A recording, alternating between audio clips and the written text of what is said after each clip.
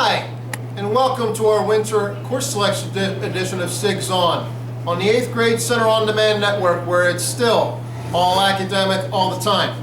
Today we've got a really important video that we think will be very informative to your child and you, the parent, as you guys go through this course selection process. So first, let me introduce the panel, and then I'll give you a little overview of the video. First, we have the famous Mr. Lemuel, 8th grade guidance counselor. How you doing, sir? Thanks good for to having have me. you on the video. Very good. Appreciate it. And we have over here, you all know him very well, Dr. SIGG'S. Dr. SIGG'S, how are you today, sir? Great. Good. All right. Great to be here. So we ask that parents, you please take the time and watch this video in its entirety. We're going to try to give you a perspective on course selection in regards to all our subjects, because we know this can be a really stressful time.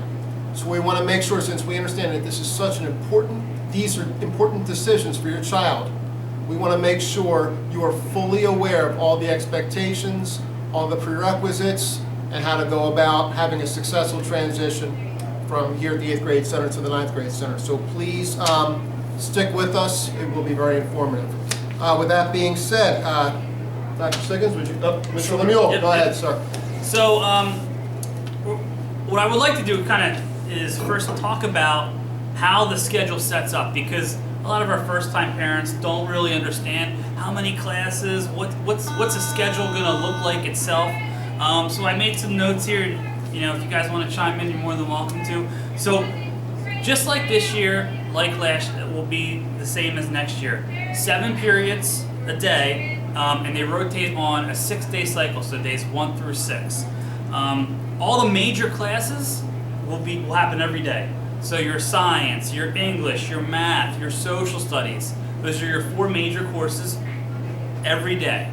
Okay, and then we also have major electives. Electives could be world language. Electives could be, there's a family and consumer science. So those majors would happen every day, all year.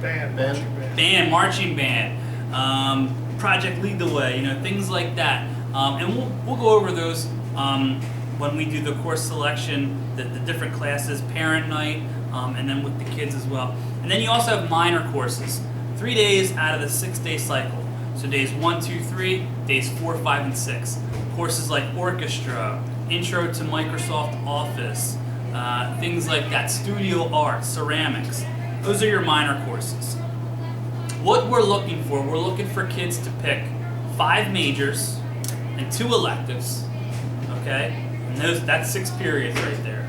Your 7th period then would be PE, and then they would rotate 4 study halls through that period. So that's your 7 periods. Every kid gets a study hall in 9th grade at some point in the week? 3 to 4. Okay. 3 to 4 throughout that 6-day cycle. Okay.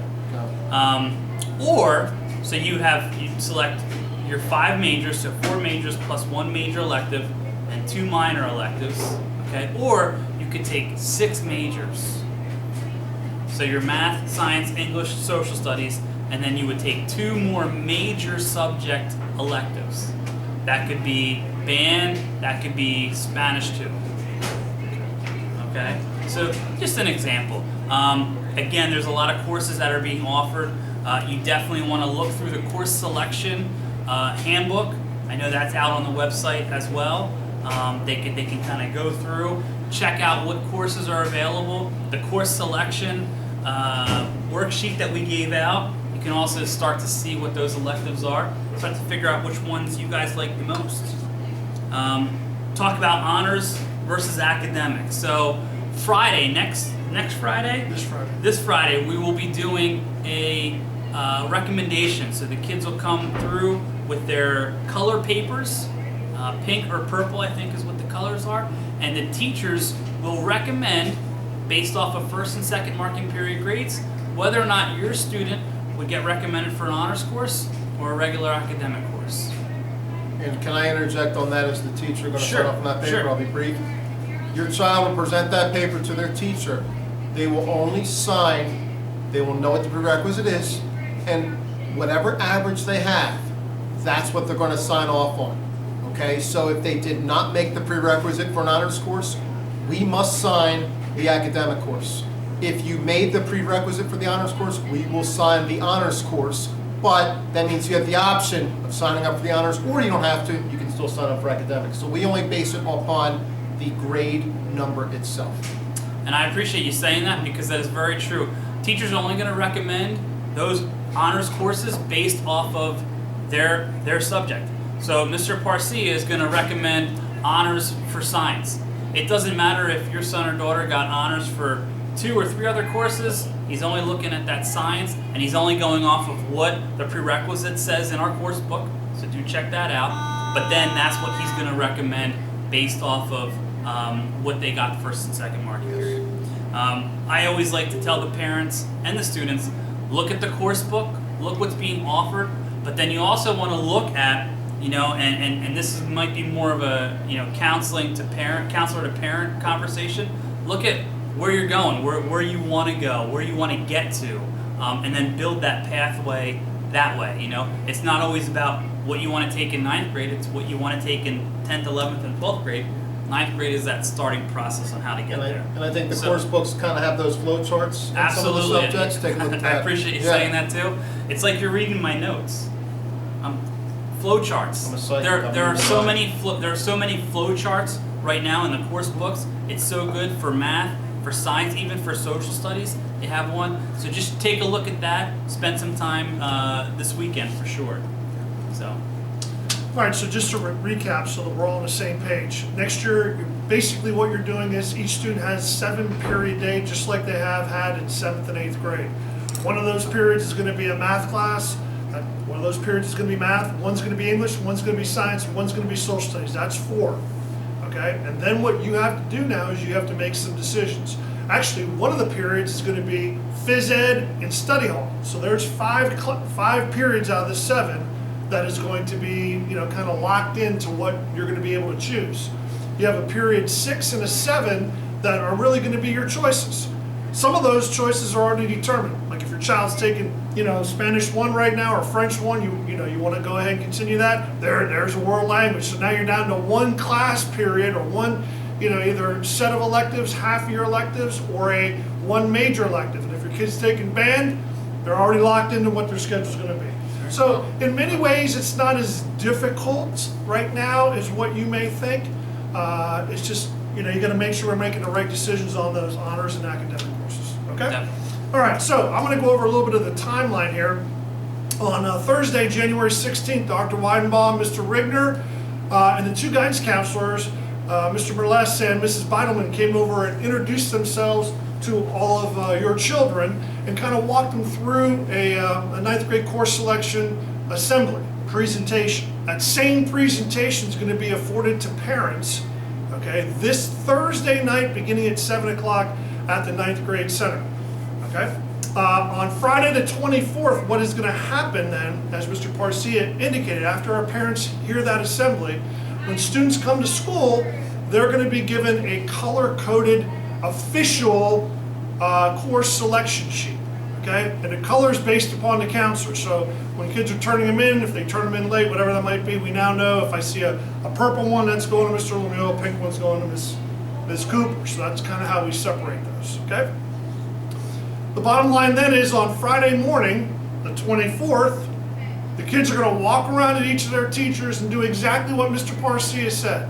They're going to know what their grades are. They're going to know what the prerequisite is. As a matter of fact, as parents right now, you could go onto Skyward, check out your kids' grades. You could go on the website, the school website, and all the information is there for you, including the course book. You can see what the prerequisites are for the honors courses, and you can already figure out whether or not your child's going to be recommended for honors or academic. You can do that right now if you want. Okay, so there's no surprise. It's just we go by the numbers, period. Right. And the reason we go by the numbers, and you know how this goes. When we start getting into subjective recommendations, and the subjective recommendation did not meet the needs of people, then people got upset. Right? So what we do is we simply stick strictly with the numbers. Okay? So kids are going to take that around on Friday, have the teachers sign off on where they see them right now based upon their current performance. They're going to take that home, and then you and your child can have a conversation about what they want to do for those 2 periods. Do you want to take a world language, and what are the elective courses that they might want to take. That's a conversation for you to have. The forms then are due back to their homeroom the following Friday, which is January 31st. Okay, once again, the timeline for course selection is on our school website.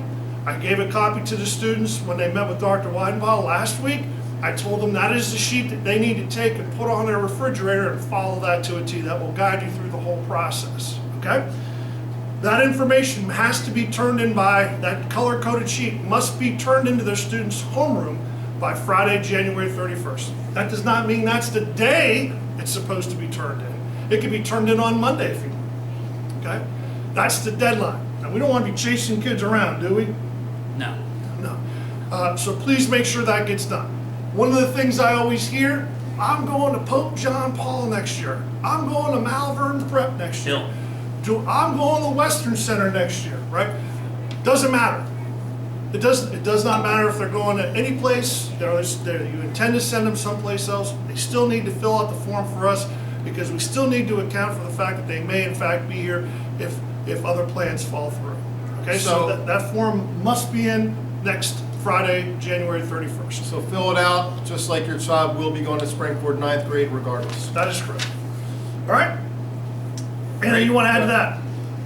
I'm good. So Anything far, you so want to add good. to that, Mr. Lemire? No, I do think, and please understand, once the course selections are all handed in, that's like 700 kids.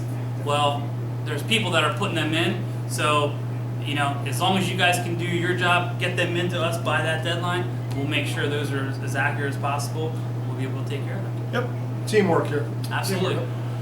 You got any comments you want to make, Mr. Lemire, just about consideration for honors courses and things that people need to be thinking about when they start to sign up? Because what's going to happen is when your child comes home, even though you should know if you go on Skyward, you're going to have some situations where kids are going to be signed up for honors. In some cases, that may be a good thing. And Mr. Parcia talked about the fact that you could, you don't have to take 4 honors classes, even if they qualify for that. You can opt out of a couple. Or if your child does not make certain honors classes that you want them to take, okay, you may be a little upset about that and want them to be into those classes. So what's your feeling on that?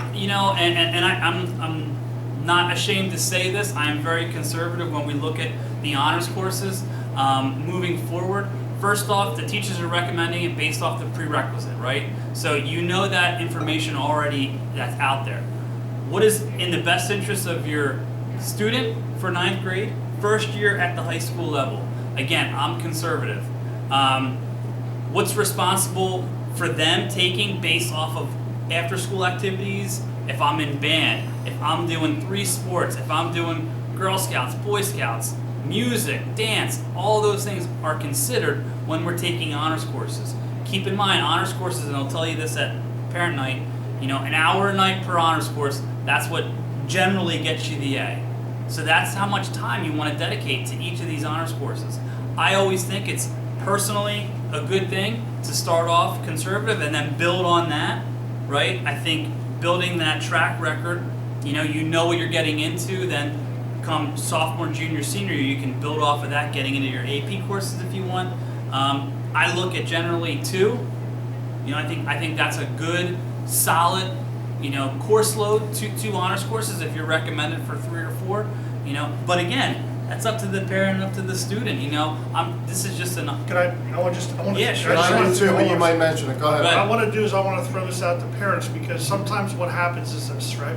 So let's say your child comes home and they're recommended for 3 or 4 honors courses, right? I mean, I'm sure it's going to make everybody feel good and feel proud, right? Because it should. Your child's performing, hard. yeah, and they're doing a really nice job, okay? But as Mr. Lemire said, you got to make a decision that's in the best interest of your child. And one of the things that happens right now is when parents see, well, if they're recommended for it in 9th grade, then they have to take it in 9th grade, or they will never be offered the opportunity to take honors in that particular subject again. And that is not true. Okay? I mean, when you get to the high school, 9th grade is a little bit different than high school, because the 10-12 school is so much bigger and there's so many more offerings. But you can always, if you would choose to take an academic level course next year in 9th grade, and in 10th grade you want to go ahead and take the honors course in that particular subject, the next one, you certainly can do that. Okay? And I think you can do that. So you now have to get locked into it right now in 9th grade. Okay?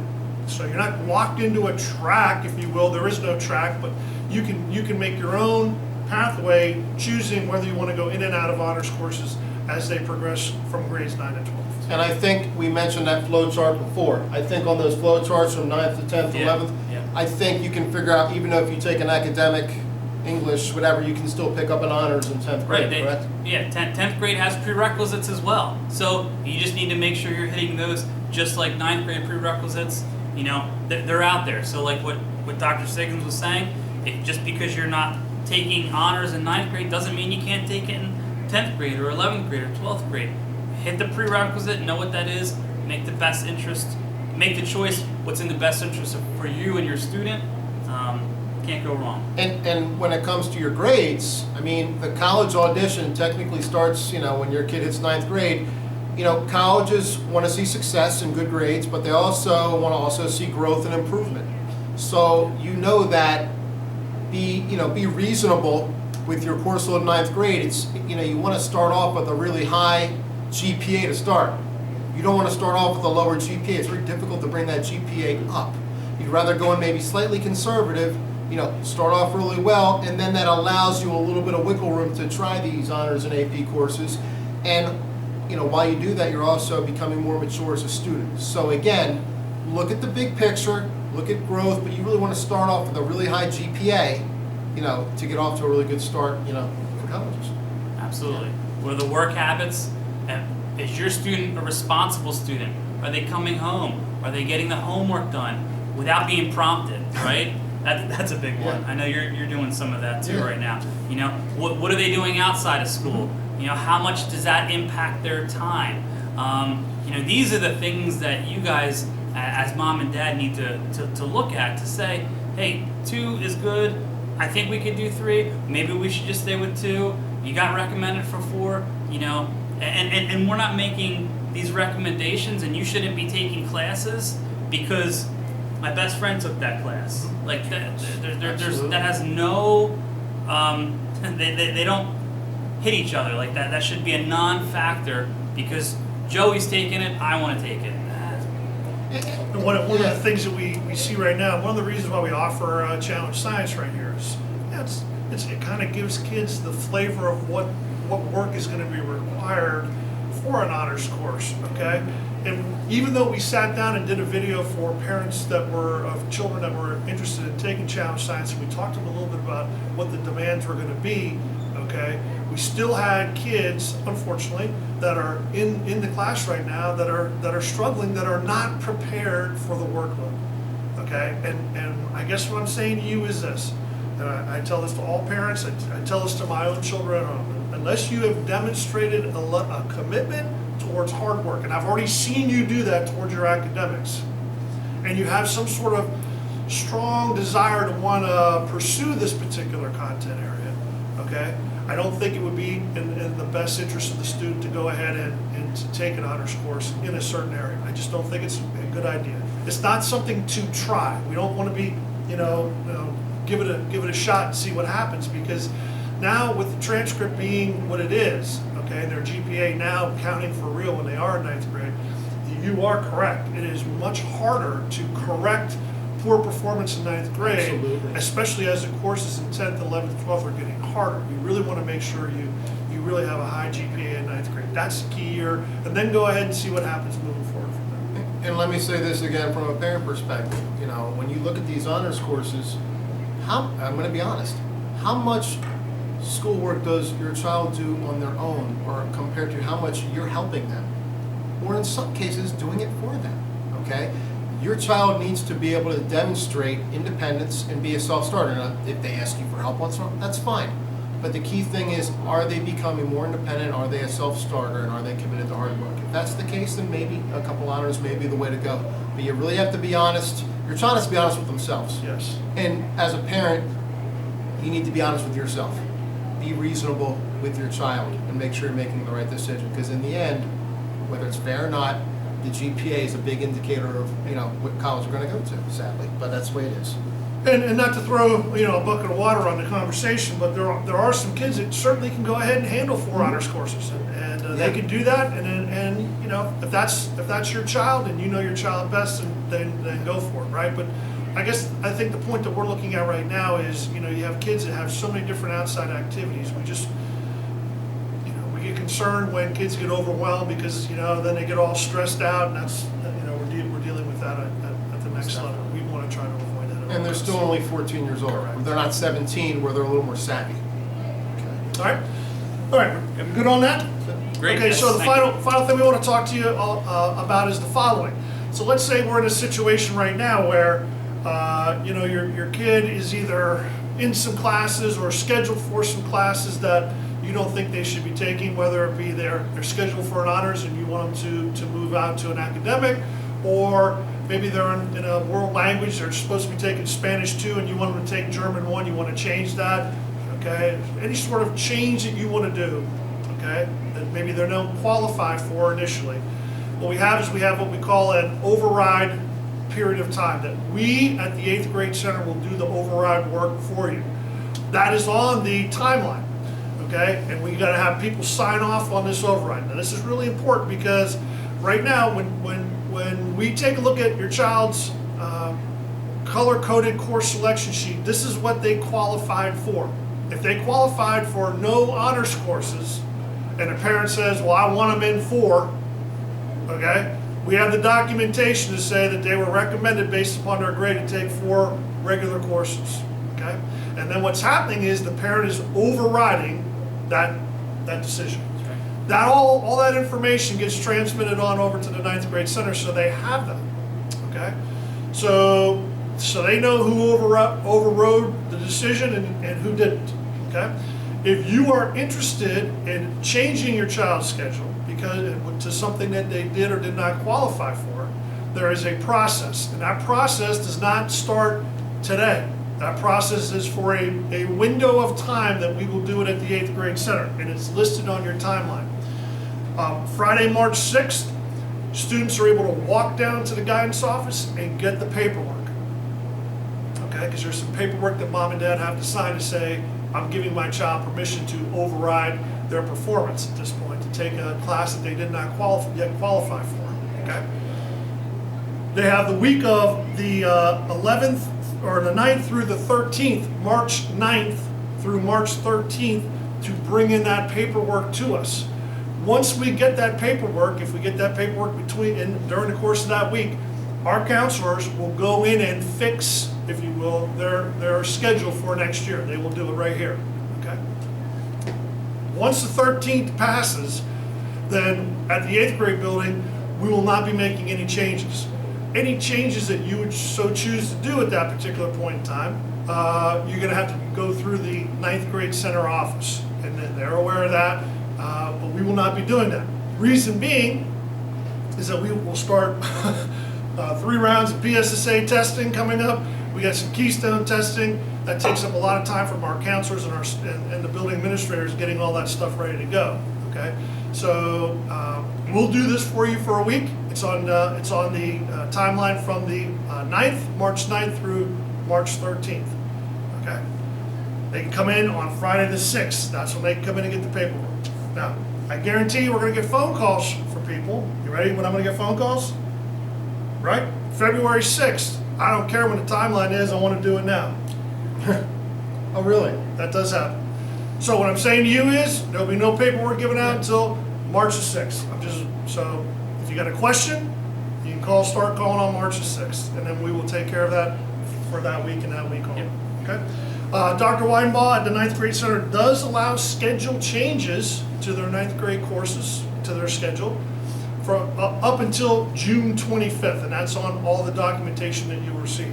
So even, you get to that last part of June, you see what the kids' grades were, hey, they were scheduled for 4 honors classes, but they stopped working in the 3rd and 4th marking period. They were scheduled, they were recommended for all these honors, but then all of a sudden, for whatever reason, they stopped working. You have the ability as a parent to walk in up until June 25th and say, hey, I want to change that schedule around, take them out of a couple of honors because they didn't really demonstrate that the last half of the year. So can I just, so you have, there's an open window where they can change 1 week here at the 8th grade center. What's that date again? Friday, March 6th, they can come down and secure the paperwork. Okay. And then beginning on Monday, the 9th, we'll start, they just turn the paperwork in, we make them sign some things and so forth, and then we'll fix it for them. And then there's like a dead period where you can't do anything. And then the day after graduation, or that Monday, when the counselors are ready to move to the 9th grade center, I think there's a period of time until June 25th? June 25th, correct. So there's a dead period, and then, I don't know, the last day of school till June 25th is when you can make that final change. So there are no changes in between. 2 separate periods, nothing in between. Just trying to make that clear. Yep. So we'll do it for that week. If people are thinking ahead and you've made up your mind, and guess what? I mean, we normally get, 25, 30 kids a year That's okay. get parents to say, hey, look, I really don't care what's happening. I want to make this change because I want them in that class. No problem. Then we will do it here at the 8th grade. If you do not get it done by that March 13th, don't panic. You're still going to get it done. You're just not going to get it done with us here at 8th grade. You just have to work through the 9th grade staff. That's it. And they're very good about Yeah. that over there. You're just gonna have to go to the 9th grade center in June, but they're very good at accommodating requests. Okay, anything else you'd like to add, Mr. Lemuel, from previous at all? Did you talk about the opting out? Yeah. Okay, good. We're good. The last thing I want to bring up real quick, Dr. SIGG'S, is VOTEC. If your student applied to VOTEC, March 15th is the application deadline. You okay if we do this right now? Yeah. March 15th is the deadline for the application for the Western Center. So you would need to go onto the westerncenter.org, click on student application.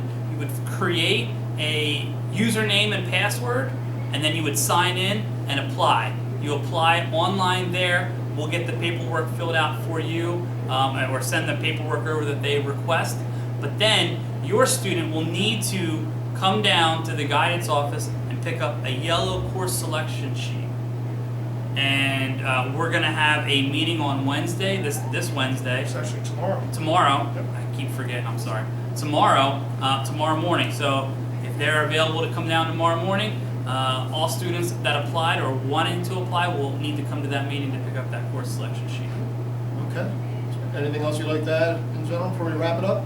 Any questions you guys have, parents have, please contact Ms. Cooper or myself in the guidance office. If your students have questions, they can come down, fill out a pass to come talk to us about course selections. We've set up meetings. I've already talked to parents regarding this, so we're more than happy to help. You just need to reach out to us and let us know. Anything else you'd like to add? The good thing I would say is that we have some very experienced counselors right now that have been doing, been here for a long time, understand what's going on. Our teachers are really good about answering questions. And I mean, if a parent's on the fence, if you're on a fence about what should be happening, I would not hesitate to pick up the phone and call the classroom teacher, because they're the one that works with your child each and every day, and they'll have some good insight. So, I mean, that's kind of the way that I would approach it. All right, so in summary, let's take a step back for a minute. We just produced this video. We assume that you've watched it in its entirety, and you can see here that there's a lot of care that goes on here. We want to see your child do well, okay? We want what's best for your child. We want your child to be successful. We want them to be involved in high school. So please be realistic. Please be supportive. But in the end, your child has to make these decisions based on their own best interest. That'll set them up for success in the future, okay? So we hope that you found this informative. Once again, if you have any questions, contact the teacher, contact the counselors. We all want to see your child do well. So that being said, that's a wrap for Before we go, winter edition of SIGG'S On. before we go though, What's up? because you've been hosting SIGG'S On for as long as you have, we decided to get you something very special. What's this? Well, What's this? What? I don't need gifts, man. I want a SIGG'S On t-shirt. Hey, if anybody out there knows how to make a SIGG'S On t-shirt, I'd like it. What's this? Oh, look at this. What is this, the Keystone Classic, Penn State Pitt? that's right. Isn't there a rumor where Pitt wants to keep playing this game? That was your last meaningful win you ever had. Well, wait, hold on. Isn't there like a rumor where like we want to keep playing, but you're afraid to? 2016. Aren't you afraid to play us? Not last meeting. No, we Last beat, meaningful win. we beat Clemson that year, a real team. I Yeah, told thank you what I you. tell you. Yes. Who? We beat Clemson that year, not, we beat them, but that's fine. Clemson was our biggest win. You got me a Well, there you go. double XL? It's good for you. Thank you, man. hey, if anybody knows how to make SIGG'S on Thank you. shirts out there, we'd love to know how we can get them. Thanks a lot for your patience watching this video. Once again, hope you found this informative, and that'll be a wrap for SIGG'S on the Spring 4th 8th Grade Center on Demand Network, where it's all academic. All the time.